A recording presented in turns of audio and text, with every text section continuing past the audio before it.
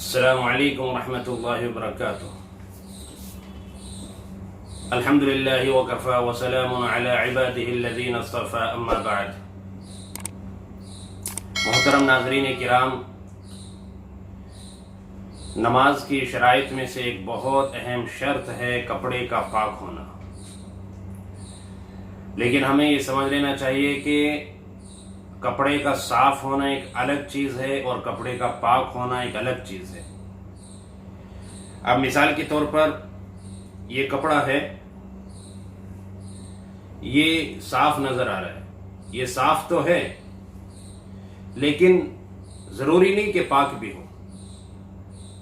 इस पर कहीं अगर खून का कतरा लगा हुआ था या पेशाब का कतरा लग गया था या मनी का कतरा किसी भी कपड़े पर, चाहे वो तहबंद है या कोई भी कपड़ा है, तो उसको हमने धो लिया, साबुन से रगड़ के अच्छी तरह साफ कर लिया, हमने सुखा दिया, तो ये कपड़ा बज़ाहिर बहुत अच्छा साफ हो गया।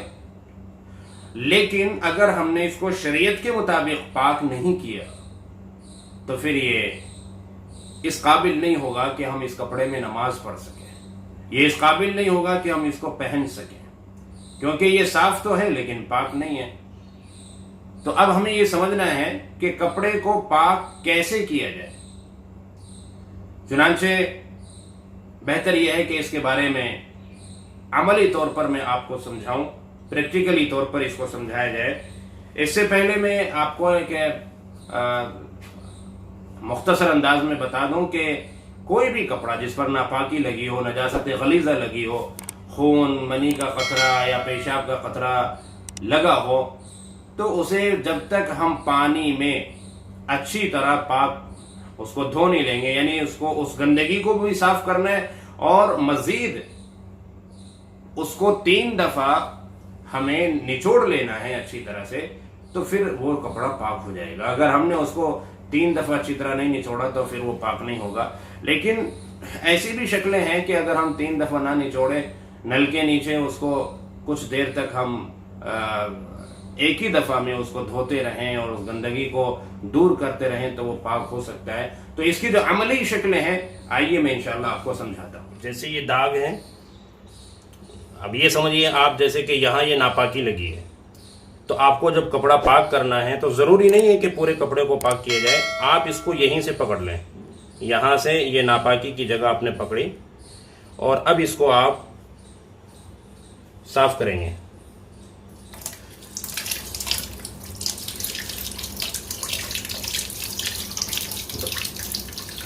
ये आपने एक दफ़ा इसको पानी बहाया, रगड़ा और निचोड़ दिया।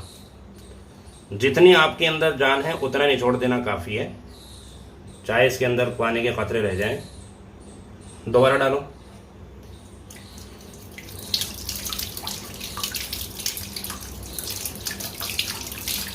बस दोबारा से हमने पकड़ा और इसको अच्छी तरह से निचोड़ दिया।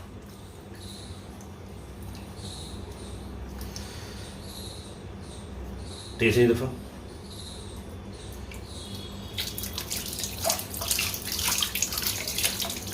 बस ऐसे थोड़ा थोड़ा पानी डाल के आपने 3 दफा इसको अच्छी तरह निचोड़ दिया। ये मैंने बाल्टी रखी है ताकि छींट मुझे ना लगे और जो भी पानी हो इसके अंदर गिरे। अब ये देखिए, ये कपड़ा साफ हो गया और ये पाक भी हो गया। अब ये साफ हो गया और पाक हो गया। इस पर अगर दाग धब्बा रह जाए, यानी कि जो नापाकी थी वो तो हट गई और उसका वो निशान अगर बाकी रह जाए, फिर भी उसको पाक ही कहेंगे, उसको नापाक नहीं समझेंगे। एक तरीका तो ये हुआ पाक करने का। अगर आप लोटे से या मग से पानी डाल रहे हैं तब तो थोड़ा थोड़ा पानी डाल के 3 दफा निचोड़ना जरूरी है, तब ये पाक होगा। लेकिन अगर आप नल चलाते हैं, आपने नल चलाया और आपने इस नल के नीचे थोड़ी देर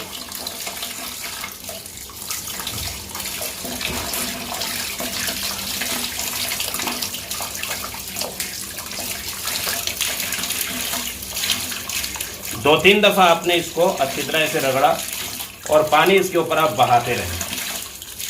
ये नल के नीचे आप पानी बहाते रहें और इस तरह 2-3 दफ़ा आपने नल के नीचे कर लिया और लास्ट में एक ही दफ़ा निचोड़ा।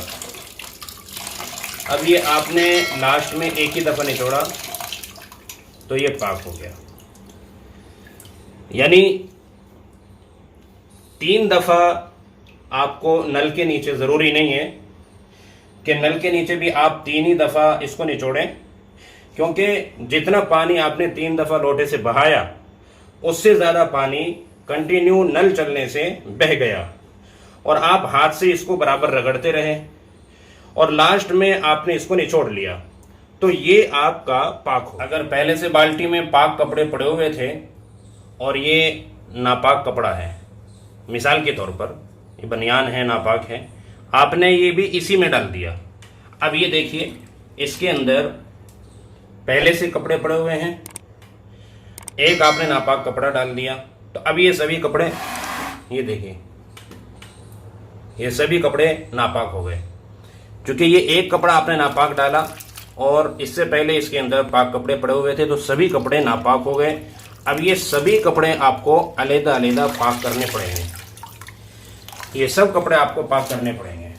तो इसके लिए आप यही तरीका इख्तियार करें, या तो आपने ये लिया, इसके अंदर जहाँ भी नापाकी लगी है इस तरह से आप उसको रगड़ दीजिए, वो रगड़ दिया आपने और इसको निचोड़ दिया।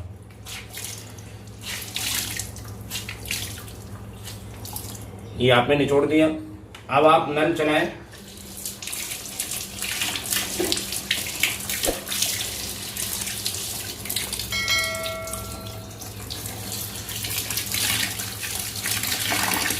नीचे जो नापाकी लगी है उससे बचाते हुए कपड़े को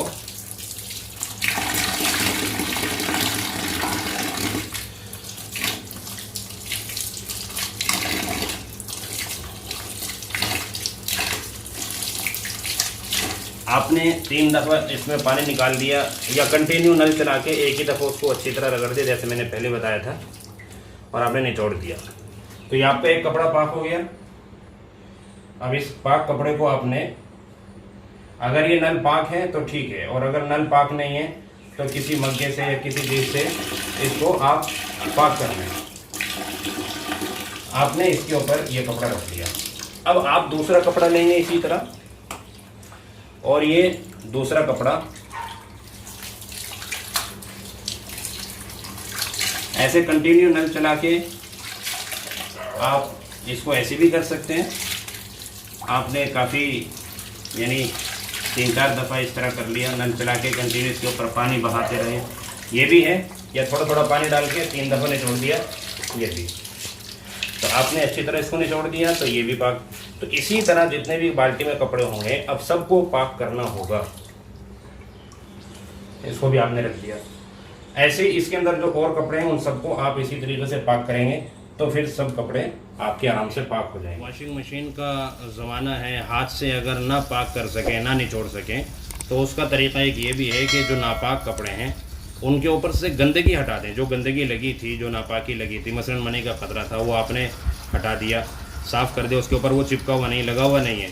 तो अब आप वो कपड़े यहाँ मशीन के अंदर ड्राई में डाल दिए, जिसमें कपड़े ड्राई होते हैं, सूखते हैं, और आपने पानी चला दिया, उसके अंदर पानी डाल दिया और हाथ से आपने कपड़ों को उथल पुथल कर दिया ऐसे अच्छी तरह, बस पानी बंद। ये आपने डाला, इसको बंद किया और आपने चाबी भर दी। इसमें से पानी निकल गया, आपने चाबी भरी, पानी इसके अंदर से सारा निकल गया, ये ड्राई हो गया कपड़ा। इन हाथ से एक दफ़ा और इसको ऐसे करें और पानी चालू करें। दोबारा से आपने पानी डाल दिया इसमें अच्छी तरह, और पानी डालने के बाद कपड़ों को आपने ऊपर नीचे भी कर दिया। जितना पानी इसके अंदर डालना है वो पानी डालने के बाद फिर आप दोबारा से इसको चाबी भर दें।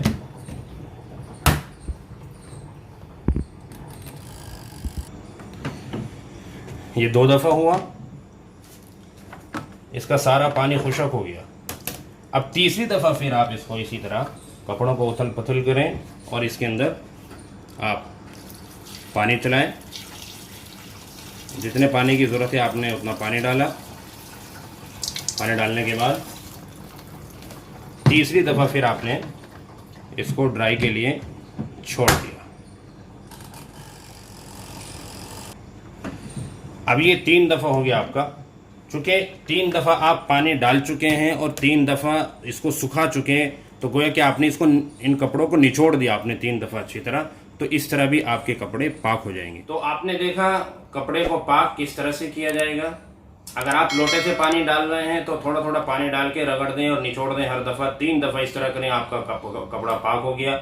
नल के नीचे कंटिन्यू पानी चल रहा है और आप उसको रगड़ रहे हैं और कुछ देर के बाद फाइनली लास्ट में आपने उसको निचोड़ दिया, तो आपका वो कपड़ा पाक हो गया। वॉशिंग मशीन के अंदर आप कपड़ा पाक करना चाहते हैं तो 3 दफ़ा पानी डाल के उसको ड्राई कर दीजिए, आपका कपड़ा पाक हो गया। अगर बाल्टी में पहले से पाक कपड़े पड़े हुए हैं और आपने नापाक कपड़ा उसके अंदर डाल दिया, तो सभी कपड़ों को पाक करना होगा।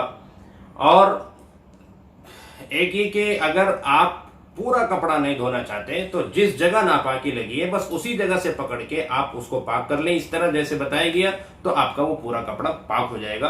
आप पूरे को ना पाक करें, सिर्फ जहां पर नापाकी लगी थी उसी को पाक कर लें। तो इस तरीके से पाक करेंगे कपड़ा, तब वो नमाज पढ़ने के काबिल होगा। आखिर में एक जरूरी वजाहत यह है कि जब हम ड्राई क्लीन में कपड़े भेजें तो हम इसी तरह पाक करके भेजें। यानी अगर हमारे कपड़े पर नापाकी लगी है, मनी का कतरा लगा है या कोई खून का कतरा धब्बा लगा हुआ है, तो इसी तरीके से हम पाक करके तब जाके ड्राई क्लीन में भेजें। अगर हमने इस तरह पाक करके ड्राई क्लीन में कपड़ा नहीं भेजा तो याद रहे कि जैसा कपड़ा हमारा ड्राई क्लीन में जाएगा वैसा वापस आएगा। अगर पाक भेजेंगे पाक वापस आएगा, नापाक भेजेंगे तो वहां से जब धुल कर आएगा तो वो नापाक ही समझा जाएगा। फुक़हाए किराम ने लिखा है कि वहां कपड़े बहुत सारे धुलते हैं और न मालूम किसका कैसा कपड़ा है, मिक्सअप होता है, तो वहां पर जैसा कपड़ा हम भेजेंगे उसका हुक्म वैसा ही लगेगा। कपड़ा अगर हमने नापाक भेजा, वो धुल कर साफ होकर आ गया, उसमें कलब वगैरह और प्रेस भी अच्छी तरह कर रखी है, लेकिन वो नमाज पढ़ने के काबिल नहीं होगा। तो इसलिए याद रहे कि हम जो भी कपड़ा यहाँ से भेजें तो वो पाक करके भेजें, ड्राई क्लीन में बगैर पाक किए ना भेजें। आखिर में अगर कभी आपके कपड़े पर कोई दाग, नापाकी का कोई धब्बा लगा हुआ था, मनी का कतरा या खून या पेशाब, और नमाज आपने पढ़ ली बेध्यानी के अंदर, या वक्त कम था आप पाक नहीं कर पाए और आपने उसी हालत में नमाज पढ़ ली, तो अब आपको देखना यह होगा कि वो कितनी मिकदार में नापाकी लगी हुई थी। अगर वो नापाकी 1 दिरहम के बराबर यानी कि पुराने एक सिक्के के बराबर, या आपके हथेली का जो ये गहरा हिस्सा है, इस इतने एरिया में अगर वो नापाकी फैलावे में थी, इतने एरिया के अंदर वो नापाकी लगी हुई थी, यानी आपकी हथेली का ये अंदर का गहरा हिस्सा, इसका अंदाजा आप ऐसे भी लगा सकते हैं कि हाथ सीधा करके, हथेली सीधी करके पानी डालें, जितना पानी गहराई के अंदर रुक गया उतने एरिया में वो नापाकी लगी थी, तो वो माफ है। आपने अगर इस हालत में नमाज पढ़ ली तो आपकी नमाज हो जाएगी, लेकिन इसकी आदत नहीं बनानी चाहिए और बहुत जल्द उसको हमें पाक कर लेना चाहिए। या आपके कपड़ों पर एक ही जगह इतने एरिया में फैलावे में नापाकी नहीं लगी थी, उसमें छींटे थी, थोड़ी थोड़ी छींटे मुख्तलिफ जगह पर, अलग अलग जगह पर लगी थी। आप अंदाजे से यानी आइडिया लगाइए कि अगर हम उन तमाम छींटों को और थोड़ी थोड़ी जो वो नापाकी के धब्बे अलग अलग लगे हुए हैं, अगर उनको आप एक जगह इकट्ठा करें और एक जगह इकट्ठा करने के बाद वो अगर इतने एरिया को कवर कर ले फैलावे में, तो माफ है। उससे ज्यादा में अगर वो आते हैं तो फिर वो माफ नहीं है, फिर नमाज लौटानी पड़ जाएगी। तो बहरहाल अल्लाह तबारक व तआला हमें हर मसले को सही तरीके से समझने की और उस पर अमल करने की तौफीक अता फरमाए। अस्सलाम।